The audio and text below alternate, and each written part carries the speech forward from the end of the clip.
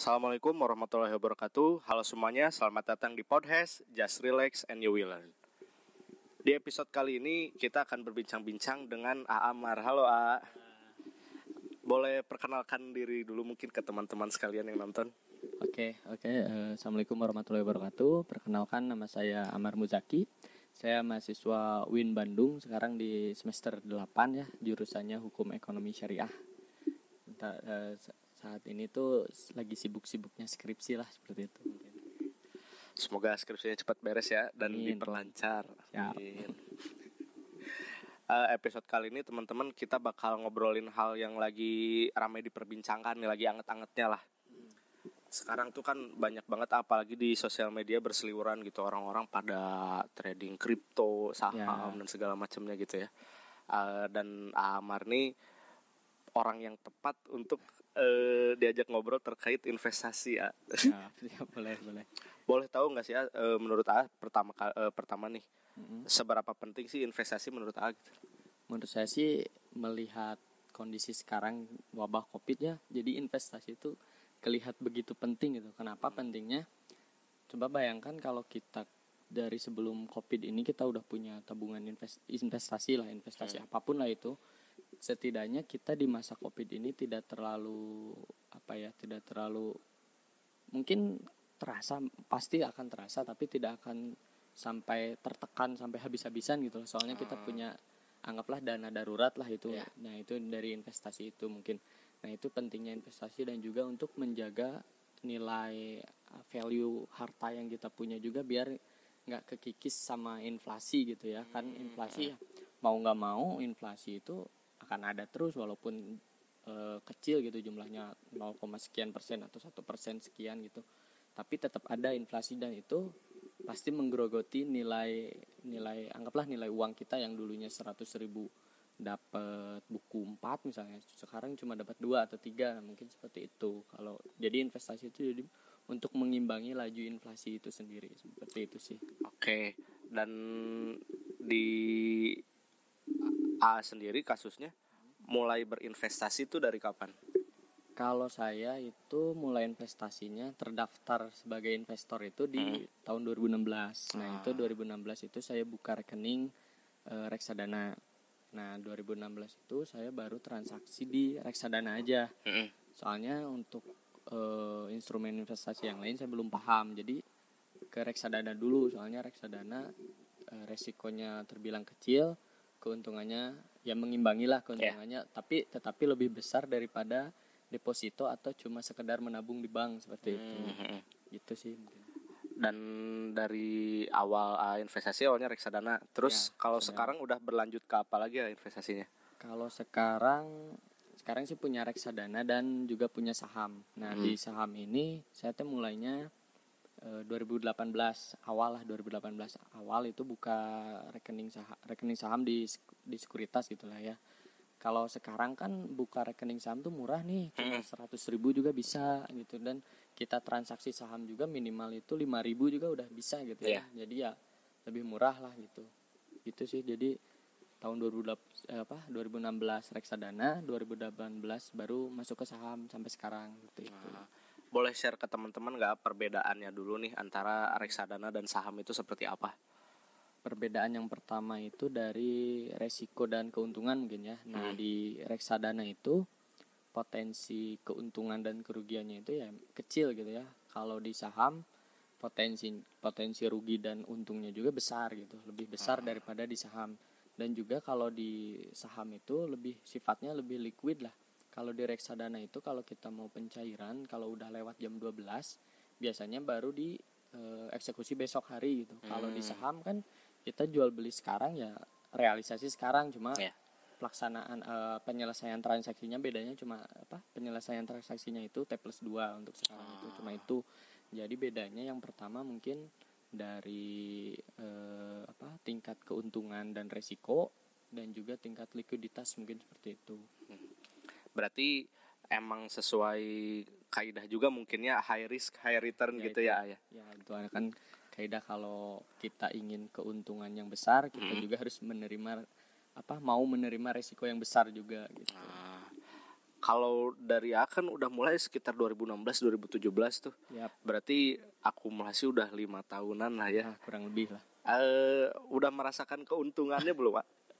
Keuntungan kalau di reksadana, emang kalau reksadana itu kan untuk khusus saya jangka panjang ya. Oh iya. Jadi emang kalau emang gak darurat banget sih nggak akan ditarik gitu ya kalau di reksadana. Kalau disedangkan di saham sih alhamdulillah, dari awal kuliah juga udah dari sana gitu. Jadi udah, maksudnya untuk bayar, kalau di UIN kan ada UKT ya. Yeah. Nah itu untuk itulah sudah alhamdulillah mencukupi gitu. Oh berarti untuk di reksadana berinvestasi gitu. Jadi misalkan mungkin simpelnya kita taruh uang di sana dan biarkan uang itu bertumbuh. Ya. Kalau di saham melakukan trading juga. Nah kalau di saham saya bisa dibilang trading ya, investor nggak tahu nih bisa dibilang investor atau nggak, soalnya saya paling lama ngehold saham atau nahan saham gak dijual itu 1 tahun, cuma 1 tahun. Biasanya kan kalau investor itu kan bertahun-tahun ya. Paling lama itu baru setahun. Emang nggak sabaran aja kayaknya. Udah untung udah lumayan nih, terus keburu sama harus bayarin itu kan, jadi ditarik aja dananya seperti itu. Kalau trading sih ya mungkin bisa dibilang trading juga, tapi nggak sampai one day trade lah, nggak sampai maksudnya hari ini pagi beli sore jual, belum nyampe lah ke sana mah. Paling juga kalau iseng-iseng barulah bisa. Kalau boleh tahu nih dari investasi reksadana dulu deh, boleh share ke teman-teman gak sebenarnya bagaimana sih cara kita tuh mendapatkan keuntungan dari sana? Maksudnya kayak investasi di reksadana tuh buat apa gitu?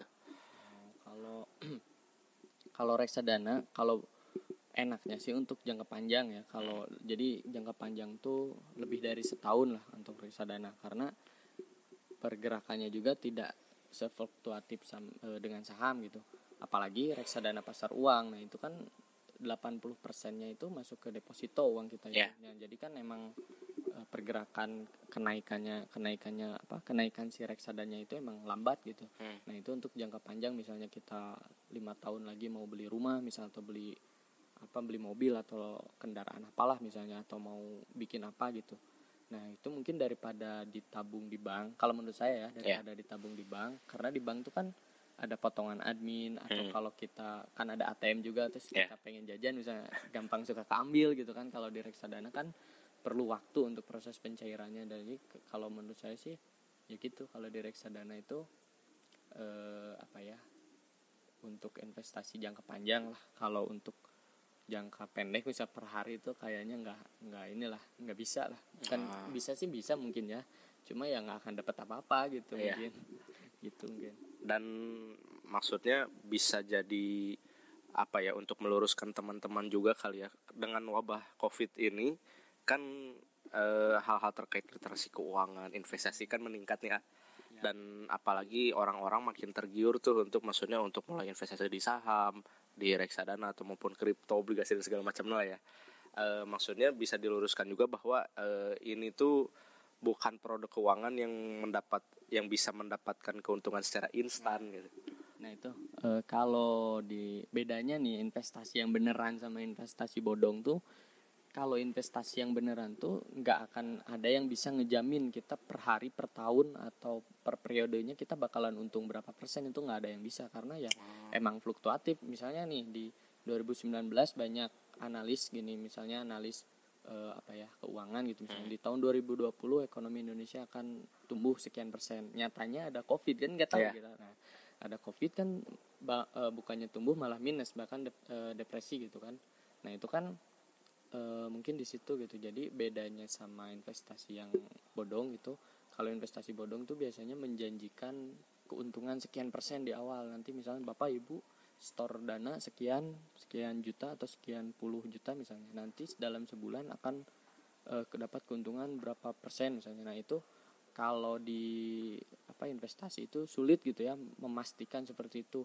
Mungkin ada kayak deposito mungkin ya, sudah per tahunnya dapat sekian persen, itu pun nggak lebih dari nggak akan sampai belasan persen lah, paling berapa gitu ya, nyampe mungkin belasan cuma di bank-bank tertentu mungkin ya.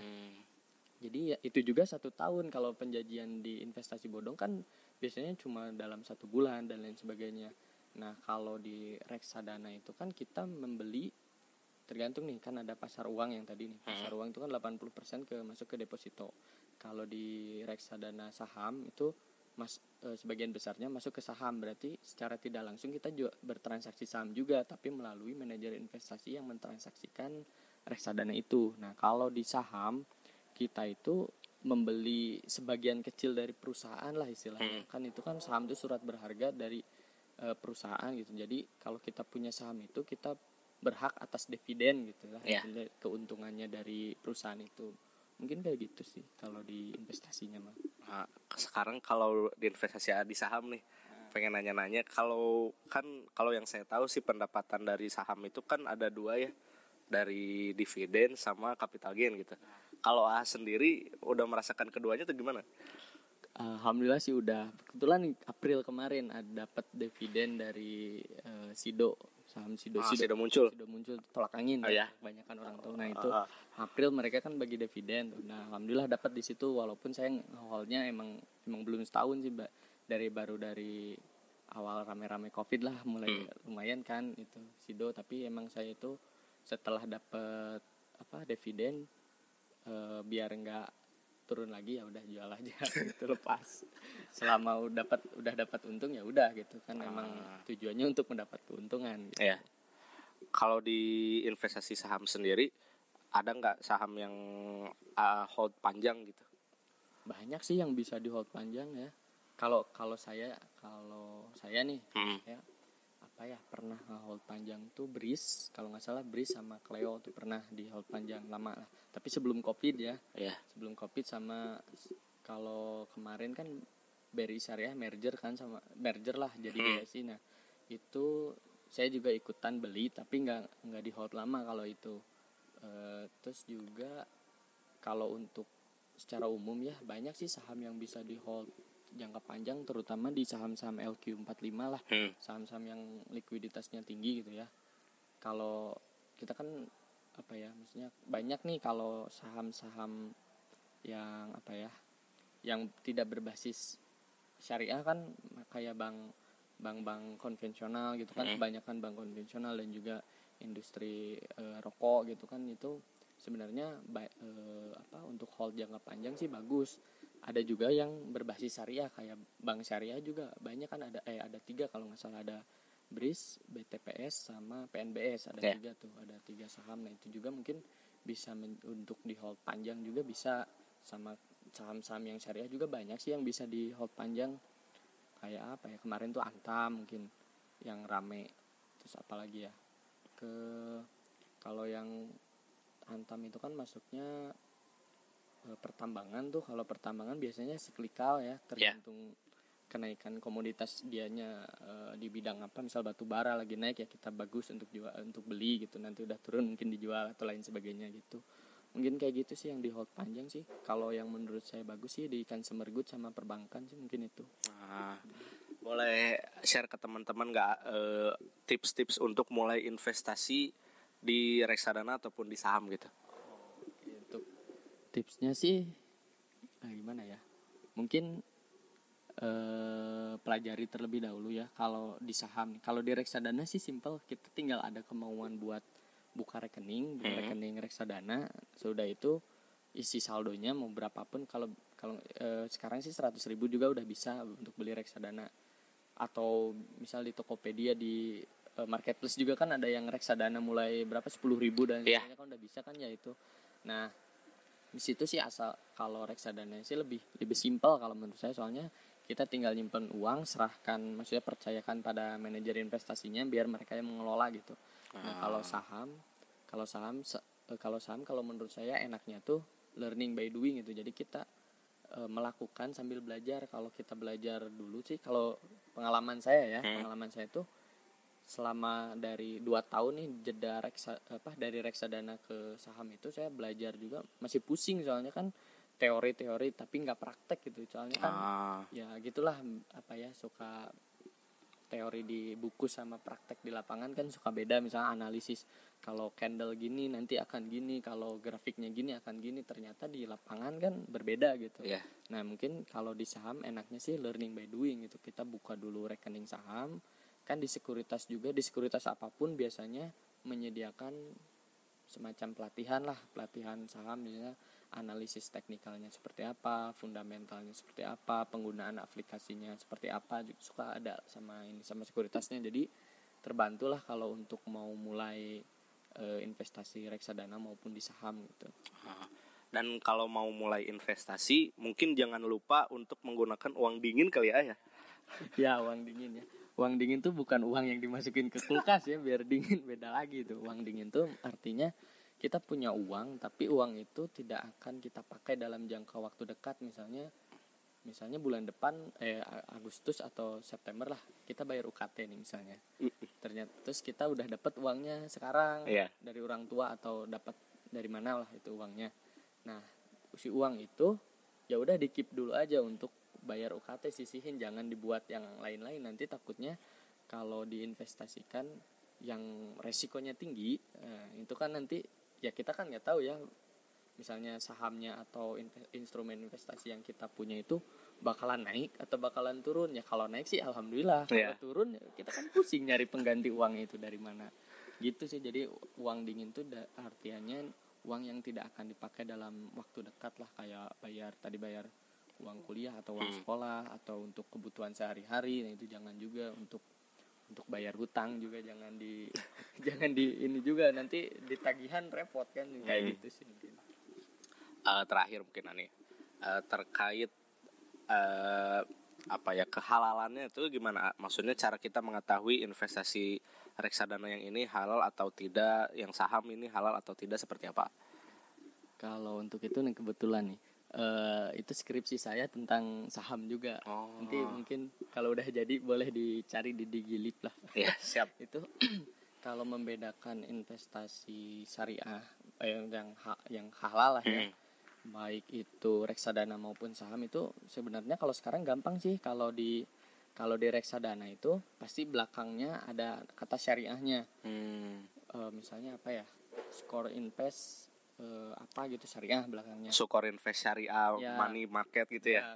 Ada syariahnya kalau di reksadana. Nah, kalau di saham itu tinggal lihat aja indeks ISI atau indeks JI. Indeks ISI itu indeks saham syariah Indonesia. Kalau JI itu kan Jakarta Islamic Index. Nah, kalau saham itu masuk 2 indeks itu atau masuk ISI aja, itu udah pasti sahamnya saham syariah gitu.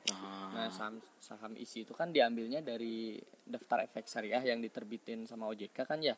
Nah, si OJK-nya juga kan menyeleksi saham ini berdasarkan fatwa MUI gitu. Ada fatwanya tersendiri tentang saham syariah gitu. Ada proses screening baik itu secara screening jenis usaha maupun secara finansialnya kan ada. Jadi emang benar-benar yang masuk DES itu bisa dikatakan syariah lah, halal lah, dalam artian gitu kan. Emang di selama 1 tahun 2 kali atau setiap periodenya itu kan ada evaluasi lah, apakah ini masih layak untuk tetap di daftar efek syariah atau tidak, kayak gitu. Jadi kalau di saham sih ada indeks itu aja, itu udah aman. Atau lebih amannya kita bikin sekuritas yang ada SOTS-nya. SOTS itu Syariah Online Trading System.